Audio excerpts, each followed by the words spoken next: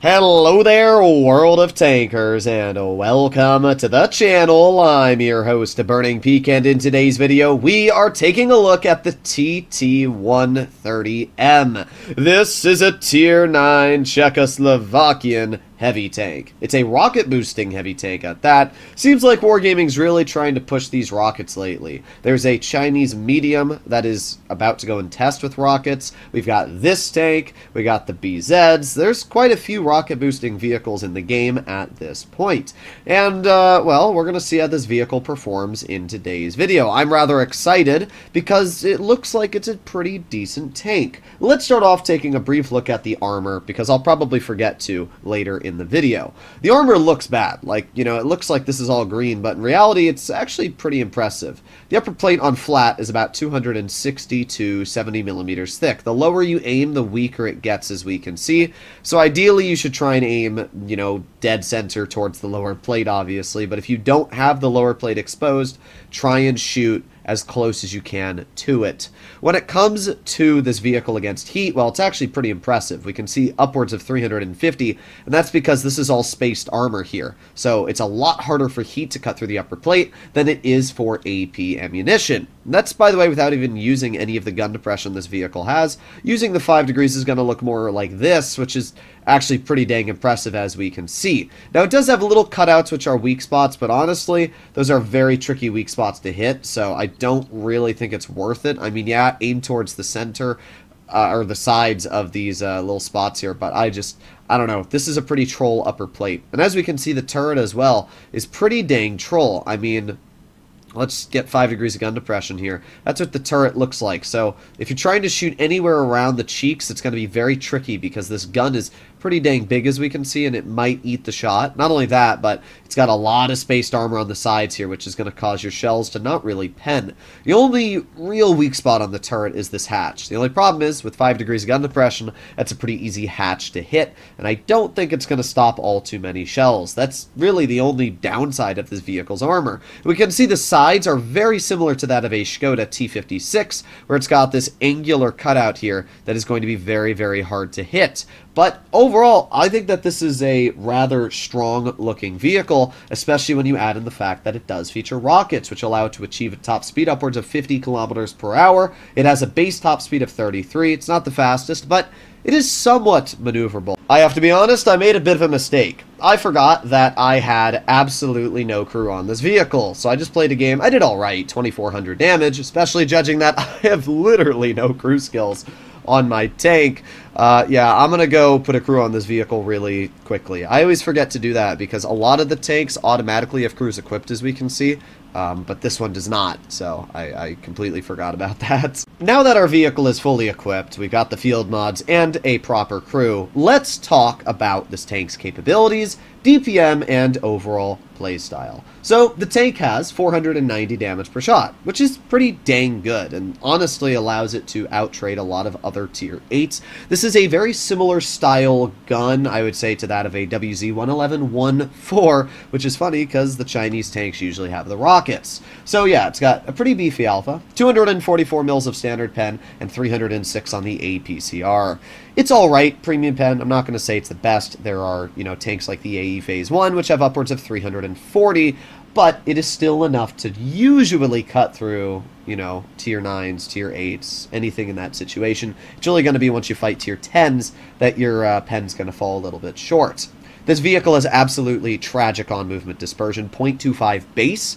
It's terrible. So because of that, I am not only running V-stabs, not only running a V-stabs directive, but also T3 mobility system. And even with all of that, I have 36% better on move. The tank still has bad on move. It shows just how important having on movement dispersion is sometimes over DPM. I'm obviously running improved hardening to get some extra HP and suspension durability, repair speed, all that stuff, which is super important. When we make our way over to the vehicle's actual mobility, well, it's not the best. It has a top speed of 33 and a power to weight of 11.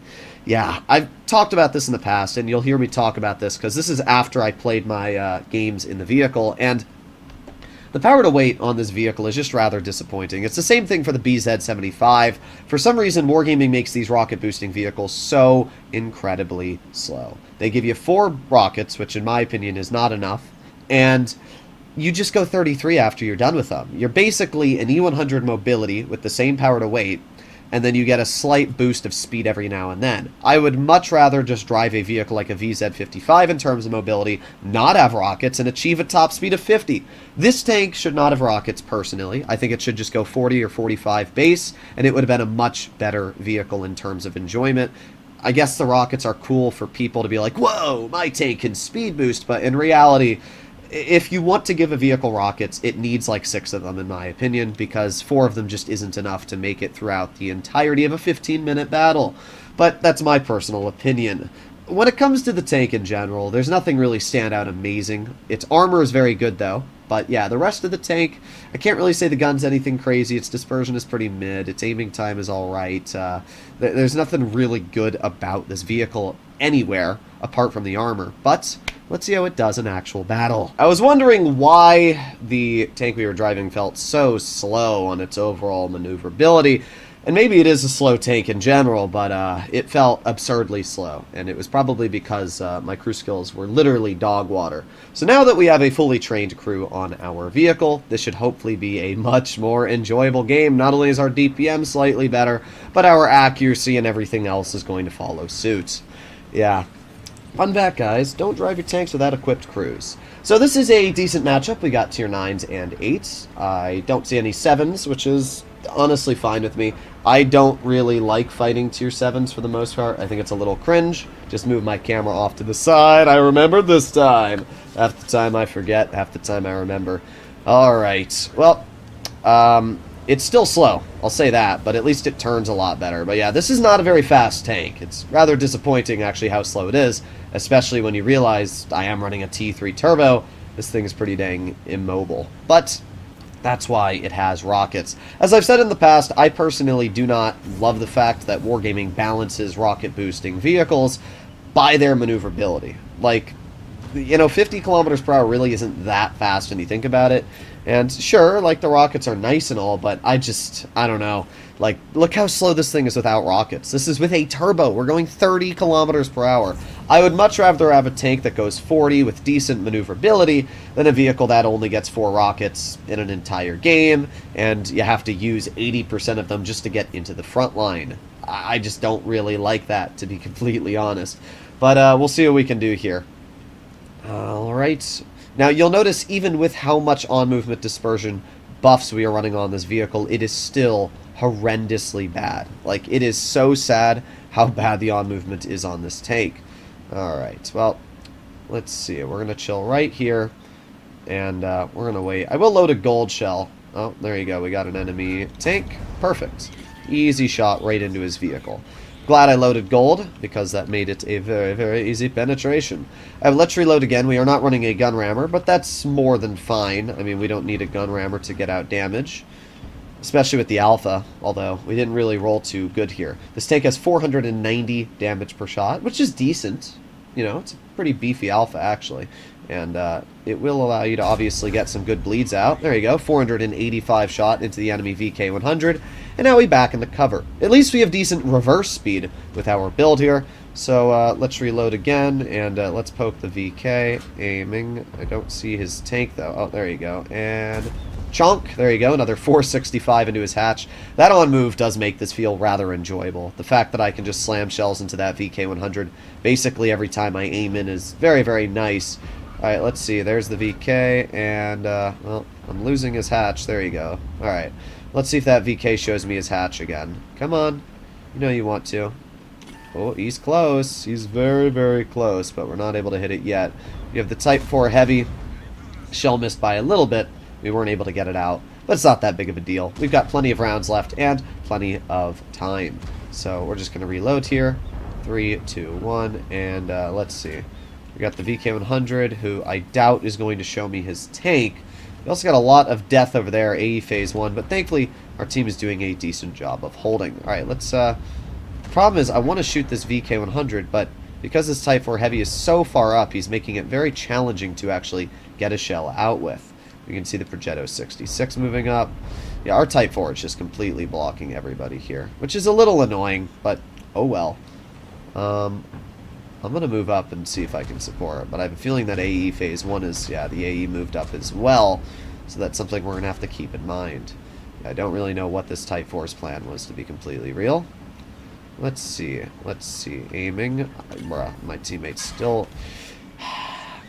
It's just... I want to get shots out, but it's the only problem with big super heavies is when they go into a position where they just take up every single spot you're shooting at people, it just defeats your job, you know? But this guy's going to die, so I'm just going to wait back here where we were. I'm not going to bleed more health than I need to, especially for this guy. So let's aim it on the, well, can't really aim it on anybody right now. But, yeah, how'd that work out for you, Type 4? Not very good. Gee, who would have guessed? Well, I want to hatch him. Nope. That shell did not work. Well, we got plenty of rounds. We still have 10 left. We got 8 seconds on our reload, so we're just going to wait for our reload here. That AE Phase 1's moving up quite aggressive, as we can see. So I'm going to make my way over here. However, we are not able to hit that AE Phase 1, so, oh well. Unfortunate. Teammate dies. We're just going to keep holding this position here. AE Phase 1 obviously can't really move up all too much. We got the Type 4, which it's so close to being able to get a shell into him, but yeah, we'll go for it. We hit it. There you go. 509 shot right into his turret. It's a good thing we have a lot of gold in this vehicle because we basically need it to do our job here. I have a feeling that AE Phase 1 is going to move up if he gets the opportunity to. So I'm going to... Oh, interesting. They have a Scorpion all the way in the back. There you go. 480. We really didn't have the opportunity to swap to HE there. But at least we got the shell out into the enemy Scorpion. This is a great example of why you don't really need DPM to get the job done in every situation. Having just solid, obviously, other characteristics is just as important. Oh, the Scorpion does poke. There you go. I'm so glad we loaded a high explosive shell there because we just ruined that Scorpion's game. Alright, well, the Borsig dies, and it's basically just me now holding this flank. I'm going to load gold at the moment I can, so let's reload. And let's see, is that Type 4 showing us any weak spot we can aim at? No. Alright, well, not much we can really do right now, but we do have the AE Phase 1 crossing in the open, and we get a nice 520 slap. We are now up to 4,000 damage. We have done a good job conserving our health this game, and yeah, we've done a pretty good job in general. Alright, well, let's just see. Type 4 is showing me his turret, and... Aw, unfortunate. It's basically a pen if we hit him in that little thin bar, but we have to actually hit that bar, which is obviously a 50-50. I'm not too worried about the Type penning me, because as I did say, this vehicle features pretty solid armor in general, but still got to be a little careful. Is that Scorpion poking in the back still? That's the real question I have. Well, he is indeed poking still. Imagine if that had hit. Just imagine. Just imagine. That would have been insane if it did. I mean, our team is still doing a decent job holding on the other side, so it's not that big of a deal over there. We're going to aim it on the Type 4, and... No. Oh, he's showing us his turret cheek. There you go. Finally, another shell into the Type 4. Just like that, he is now a one-shot. The Scorpion is running away, and we are going to maneuver our way on up here. At this point, we are obviously in a pretty solid situation to take advantage of the enemy team. Alright, well, we've done a pretty good job so far, I will say that. I still have one rocket boost left, which we're obviously going to save until we need to use it. And we're going to hopefully just roll around the corner here and get a little bit of damage out. We got the VK100. There you go. He does roll us pretty good, though. 471 is not something to scoff at. So we're going to reload. I'm going to pretend like I have a shell so the CS cannot back up. We got 3 seconds left. 3, 2, 1, and bonk. There you go. Easy shot into the CS. Well, we still have 2 gold rounds left, which is good, because we're going to need one of them to clear this enemy Type 4 heavy, ideally. So we're going to see if we can do that right now. Type 4 is obviously quite the dangerous vehicular. However, he's dead, so he's not that dangerous. We get a shell into the Progetto, and now we back up and reload. Oof, AAT-60 gets a shell into my teammate. I'm not really sure what this Progetto's game plan is here. We got one final shell with his name written on it. There you go. He is now dead. Pretty good stuff. We are at 5,500 damage. We got the AE Phase 1. Let's reload. And 3, 2, 1. Alright, let's see. The AE obviously is a rather scary vehicle, but we get a nice shot right into his hatch. And just like that, the AE is not enjoying our company all too much. Alright, we're good, we're good. I was a little worried that the AE was just going to push us, but we're fine. Alright, well, let's aim it on his tank's lower plate. There you go. Nice 100 damage shell out. And now we activate our rocket boost, pushing towards the AAT-60. Let's see if we can get any damage out into his tank. And here we go. Full speed ahead, and bonk. Okay, game. There you go. Classic RNG from World of Tanks here. At least we get 140 in the RAM, but we lost a lot of potential damage from just bad RNG right there. Alright, well, I don't know what the heck this guy's doing, but I don't think he knows what he's doing either. To be fair, he could kill us. Yeah, I was going to say, he could kill us. We don't have the gun depression to hit him, but I really don't care that much. We did 6,400 damage. It's a little disappointing that our shot missed. I guess I could have waited a little bit, but oh well. I didn't know if our Tornbon or whatever else was going to bleed him out. We were basically the reason this game ended up being a win. We held the flank completely on our own. We absolutely bled out the enemy tanks for poking. And once again, this is a great example of why damage per minute is not the most important thing in the game. So many people just get absolute boners about DPM, and you know, there's people in the comments that'll be like, oh, why aren't you running damage per minute on your tank? It's simple. Damage per minute does not make you better as a player, and it does not make you hit more shots.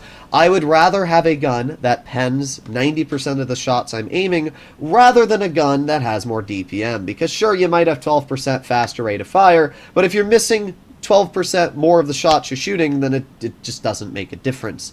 Being accurate, being able to hold and get out your damage in a game like this is much more important. I think we're going to honestly just leave the video here. This was a good enough game, I think, to showcase really the capabilities of the TT-130M. This is an absolutely fantastic vehicle. It's got a solid gun, decent accuracy, and I really can't get all too mad about it. I know some of the other YouTubers haven't been liking it all too much, but I'm not really sure why. I mean, yeah, the mobility is not great, but it's got a lot of survivability. The gun feels solid overall, and I mean, it hits hard. I thoroughly enjoyed playing in the tank for that battle, and maybe I'll play it more, and I'll let you know what I think about it, but definitely a solid contender for Tier 9. So let me know what you guys think in the comments. I'll see you in the next one. Bye-bye.